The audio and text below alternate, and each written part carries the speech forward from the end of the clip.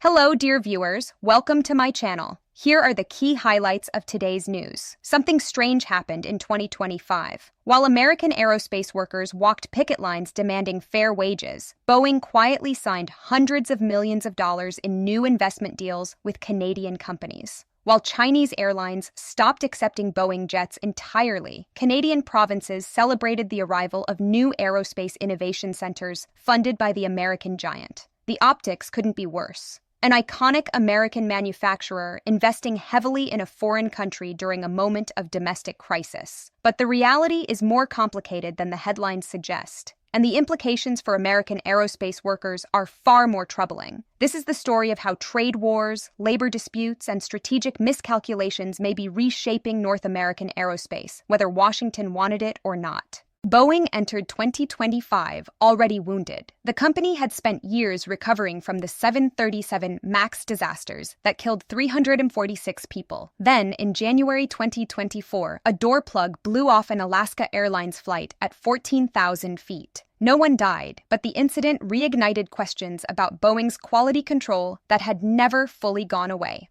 By March 2024, CEO Dave Calhoun announced he would step down by year's end. The head of commercial airplanes retired immediately. The board chair chose not to seek re-election. Boeing's leadership was gutted in a single announcement. Kelly Ortberg, a former Rockwell Collins executive who had been retired, took the helm in August 2024. He inherited a company bleeding cash, facing regulatory scrutiny, and struggling to rebuild trust with customers worldwide. What he didn't expect was the trade war that would follow. In early 2025, President Trump's tariff policies escalated dramatically. China responded by ordering its domestic airlines to stop accepting Boeing deliveries entirely. Beijing also instructed carriers to halt purchases of aircraft-related equipment and parts from American companies.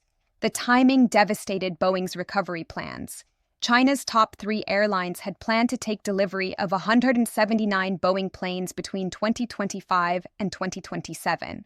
Those jets would now sit on American soil, unwanted. President Trump responded on Truth Social, writing that China just reneged on the big Boeing deal. But the situation was more complicated than political rhetoric suggested. The 125% tariffs China imposed on American goods made Boeing jets financially impossible for Chinese carriers to purchase. Even if airlines wanted the planes, the math no longer worked. China had already been a difficult market since the 737 MAX crashes, but the complete halt of deliveries marked something new: the weaponization of aircraft purchases in a geopolitical standoff. Boeing, America's largest exporter, became collateral damage in a dispute it didn't start. Ryanair CEO Michael O'Leary warned that his airline might delay taking Boeing deliveries if tariffs made the aircraft more expensive. "We might delay them and hope that common sense will prevail," he told the Financial Times. The uncertainty was spreading beyond China. As if losing China wasn't enough, Boeing faced another crisis at home. On August 4, 2025, approximately 3,200 machinists at Boeing's St. Louis defense facilities walked off the job.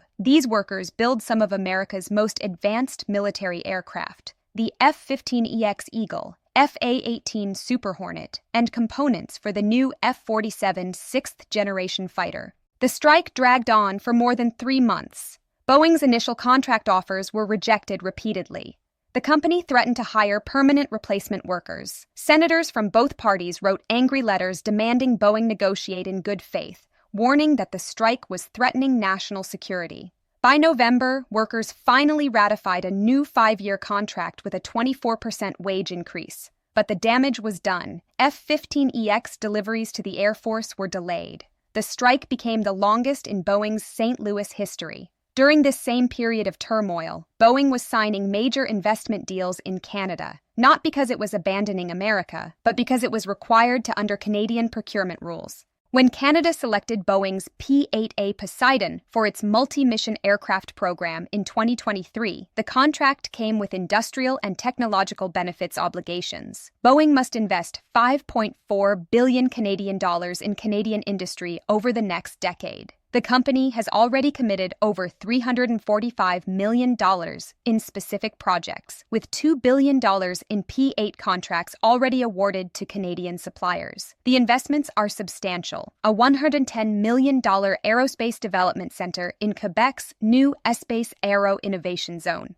$95 million for Whisk, Boeing's autonomous air taxi subsidiary, to build an engineering center in Montreal, $35 million to Aero DevTech for landing gear research, $17 million for sustainable aviation fuel development. According to independent analysis, these investments will support approximately 3,000 Canadian jobs and add $358 million annually to Canada's economy for the next decade. To Canadian officials, this represents validation of their aerospace strategy. Minister of Industry Melanie Joly called the investments proof that Canada is positioning itself as a hub for cutting-edge innovation and a leader in the global aerospace sector. The contrast with events unfolding in America was impossible to ignore. Canadian workers were being hired. American workers were on strike. Canadian research centers were opening. American factories were struggling to maintain quality control. Boeing's situation illustrates a broader problem facing American aerospace. The industry that once defined American manufacturing supremacy is under pressure from multiple directions simultaneously. China's halt of Boeing deliveries benefits Airbus directly. The European manufacturer now holds a dominant position in the world's fastest-growing aviation market. Chinese domestic manufacturer Comac is also gaining ground with its C919 narrow-body jet. Meanwhile, Boeing's defense business faces its own challenges. The St. Louis strike delayed critical military programs at a moment when global tensions are rising. The company secured the massive F-47 contract, but execution remains years away. Labor relations have deteriorated to a degree not seen in decades. Workers across multiple Boeing facilities have rejected contract offers they view as insulting. The era of labor management cooperation that once defined American aerospace appears to be ending. The narrative that Boeing is leaving America for Canada isn't accurate. The company's headquarters remains in Arlington, Virginia. Its major assembly lines are still in Washington State, South Carolina, and Missouri. The Canadian investments are contractual obligations tied to a specific defense sale. But the perception matters. When American workers see their company investing hundreds of millions in foreign innovation centers while offering them contracts they consider unfair, it feeds distrust. When politicians promise that tariffs will protect American jobs, then watch as those same tariffs contribute to losing the Chinese market, it undermines credibility. The deeper concern isn't that Boeing is relocating. It's that the conditions making American manufacturing difficult are multiplying. Skilled workers demanding better treatment, rivals gaining ground in key markets, supply chains under stress, political uncertainty making long-term planning nearly impossible. Boeing remains an American company with an American workforce building American aircraft. But the pressures it faces in 2025 reveal structural challenges that extend far beyond any single corporation. The financial toll has been staggering. Boeing has accumulated $51 billion in operating losses since 2018, the last year it reported an annual profit. The company's stock has fallen dramatically since the trade tensions intensified. Recovery requires stable markets, productive labor relations, and predictable policy, none of which seem assured. Kelly Ortberg has been explicit about his priorities: return Boeing to its engineering roots, improve quality control, rebuild customer trust. Speaking to Aviation Week, he acknowledged the challenges but expressed confidence in the company's future. There is much work to be done, Ortberg said when he took the job. His first year proved that assessment correct. The question now is whether American aerospace can navigate these crosscurrents without losing more ground. Canada's gains are real. China's market may be closed for years. Labor relations require fundamental repair. Quality issues demand sustained attention. Boeing's story in 2025 isn't about abandoning America. It's about an American icon struggling to compete in a world where competitors are stronger, workers are demanding more, and trade policy creates as many problems as it solves. For workers in St. Louis, Seattle, and South Carolina, the investments flowing to Quebec feel like a betrayal, regardless of the contractual explanations. For Canadian aerospace companies, this represents opportunity earned through decades of patient infrastructure building. The aerospace industry once symbolized American dominance. Boeing jets circled the globe, bearing the name of a company that represented what American manufacturing could achieve at its best. That dominance is no longer assured, not because Boeing chose Canada, but because the conditions that enabled American aerospace leadership are under strain from forces that no single company can control.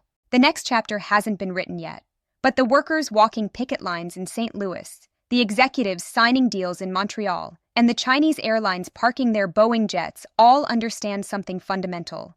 The aerospace map is being redrawn, and America's place on that map depends on choices that extend far beyond any corporate boardroom. This is my personal viewpoint and perspective. If this breakdown of Boeing's aerospace crossroads opened your eyes, subscribe and hit the notification bell. I cover these industrial power shifts every week, the moves that reshape global manufacturing while politicians argue about something else. Don't miss what comes next.